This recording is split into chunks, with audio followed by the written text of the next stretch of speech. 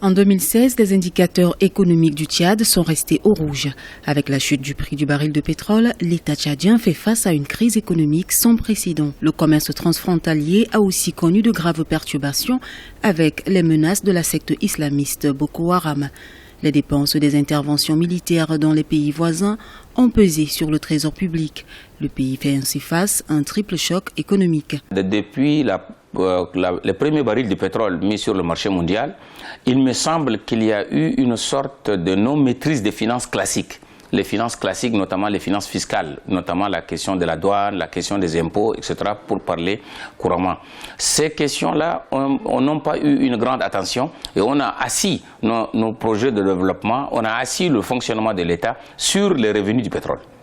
Et ça posait un problème de déséquilibre à la moindre crise, voilà. Le secteur agropastoral, l'une des principales ressources économiques du pays, longtemps délaissé au profit du revenu pétrolier, peine à amorcer son industrialisation. L'exportation des bétails sur pied a pris un coup avec la fermeture jusqu'en début décembre 2017 de la frontière triangulaire entre le Tchad, le Cameroun et le Nigeria. Le bétail, ici au Tchad, représente quand même une source de revenus pour pas mal de nos concitoyens, ainsi que des revenus réels d'exportation qui équilibrent un peu notre balance commerciale.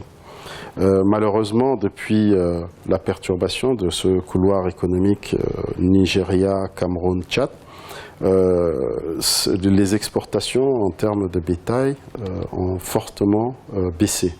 Je dirais même à une certaine période quasi nulle. Pour sortir de la crise économique que traverse le pays, le gouvernement tchadien a adopté en août 2016 des mesures d'austérité pour réduire les dépenses publiques. Les fonctionnaires de l'État ont vu leur indemnité réduite de 50%. Pour les autorités, ces mesures permettront au trésor public d'économiser plus de 200 milliards de francs CFA. Que nous puissions nous focaliser, disais-je, sur la mobilisation des recettes ordinaires. Ce sont nos recettes fiscales, nos recettes douanières, mais dans une certaine mesure, c'est également les recettes domaniales, les recettes cadastrales, pour lesquelles il existe, nous pensons, encore beaucoup de niches qui jusqu'à présent n'ont pas encore été exploitées. Nous essaierons justement de pouvoir mobiliser suffisamment de ressources pour pouvoir également créer donc les bases d'une diversification économique qui nous permettra définitivement de pouvoir ne compter sur nos propres forces et de mettre un peu de côté tout ce qui est pétrole. Rappelons que malgré les réformes économiques opérées par les autorités,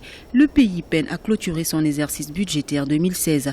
Même si les prévisions économiques de l'année 2017 semblent prometteuses, le gouvernement tchadien cherche de nouvelles opportunités d'investissement, notamment dans le secteur agropastoral.